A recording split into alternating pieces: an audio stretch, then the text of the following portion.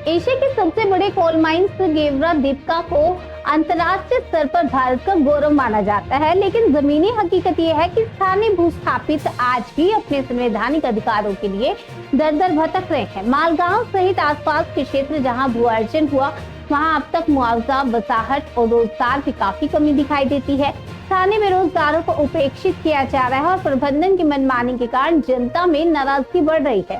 मजे की बात यह है कि प्रशासनिक तंत्र ने मालगांव को भारत के नक्शे से ही हटा दिया, जिससे स्थानीय लोगों की आवाज दबती दिख रही है। विशेषज्ञों और आमजन मानस का कहना है कि अंतर्राष्ट्रीय स्तर पर नाम कमाना अच्छी बात है, लेकिन स्थानीय भूस्थापितों के अधिकारों की अनदेखी से गेवरा प्रबंधन की छवि प्रभावित होती है। इस मामले में गेवरा प्रबंधन से प्रक्रिया की अपेक्षा की जा रही है।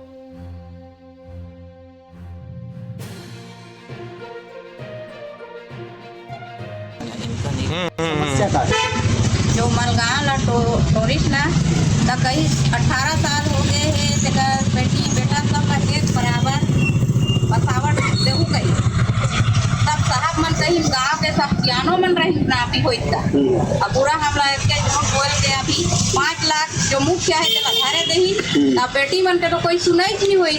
बार बार आवेदन दे देखे सरपंच जी ला लेके पहुँचाए कागज पाथर स्कूल के ला निकाल के नाना कहीं था स्कूल के ला जन्म तिथि का दाखिला सरकिला का देला सब ला दे देगी तब बोले हम जमा निकारी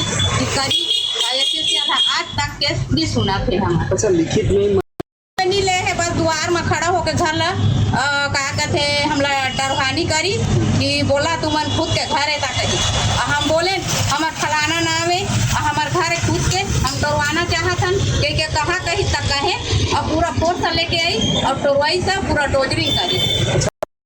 कोई अभी सामने नहीं आ रहा है, लेकिन हम जाएंगे जनप्रतिनिधियों के पास, सभी के पास जाएंगे अपना आवाज़ लेके, गांव की आवाज़ को लेके, और अगर नहीं सुना जाता है तो इसका उग्र प्रदर्शन हो जाएगा, किया जाएगा। प्रदर्शन की बात है, दशकों से चली आ रही है, लेकिन दीपिका क्षेत्र में गेवरा क्षेत्र में अभी तक आपको सफलता नहीं मिल पाई। अभी तक नहीं मिल पाई है। अभी जितने थे सभी बिक चुके हैं, लेकिन हम लोग अब नहीं बिकेंगे। दीपिका गेवरा में इतने सारे संगठन है, जमीन को लेकर रोज काफी चुका है, कभी एक साथ आप आगे बात नहीं कर सकते प्रबंधन? अभी तक एक साथ तो हो नहीं पा रहे हैं, यही आपकी हाँ एक साथ, और बहुत लोग तो बिक गए हैं ऐसा में। लेकिन हम अभी नया भूस्थापित संगठन तैयार कर रहे हैं और मूल निवासी हमारा अभी संगठन है, देश भर में फैला हुआ है, रजिस्टर्ड संगठन है, और अभी हम लोग भूस्थापित संगठन ला रहे हैं और इस लड़ाई को हम लोग लड़ते रहेंगे जब तक हक अधिकार गांव के सभी का प्रत्येक व्यक्ति का नहीं मिल जाएगा।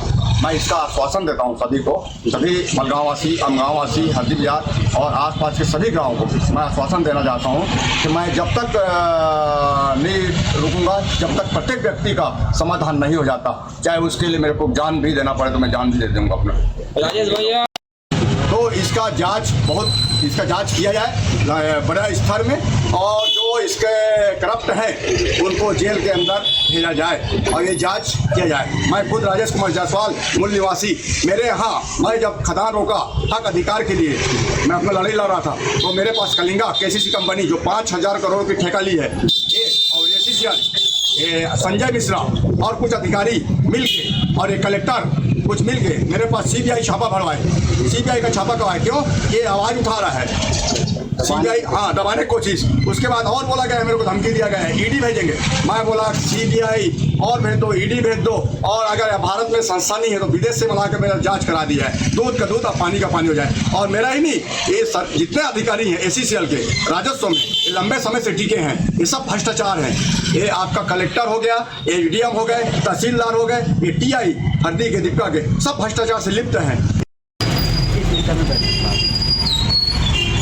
आज का जो बैठक था इस विषय पर था। हमारे ग्राम मलगांव के हम सभी मूल निवासी हैं। हमारे गांव को एसीसीएल दीपिका परियोजना के द्वारा अधिग्रहण किया गया है, और जैसा कि अधिग्रहण किया एसीसीएल दीपिका, तो अपने जितना भी किया था वादा वो सबसे मुकर गया है। हम सभी गरीब वर्ग के हैं, मजदूर, सभी रोजी मजदूरी करके ही हम अपना जीवन यापन करते हैं।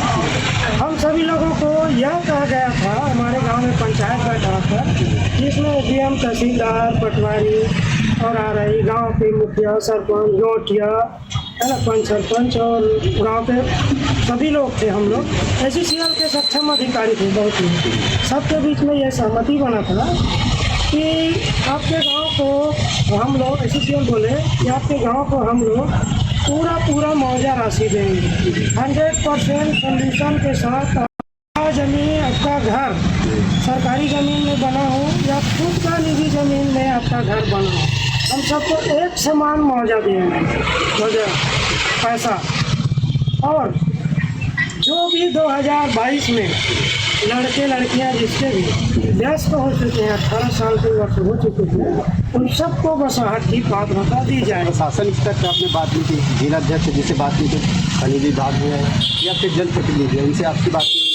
जैसे हम लोग तो भाई देखिए, हम गरीब आदमी मजदूरी का काम करते हैं। हम अपने गांव के मुखिया के पास गए थे कि भैया काका बोलते हैं छत्तीसगढ़ी में, हम बोले काका ये तो पूरा गांव लोग उजाड़ा थे, अब हम 15 लाख के कोई पता नहीं है। तो पुलिस की बोला जाए समस्या का है जो मलगा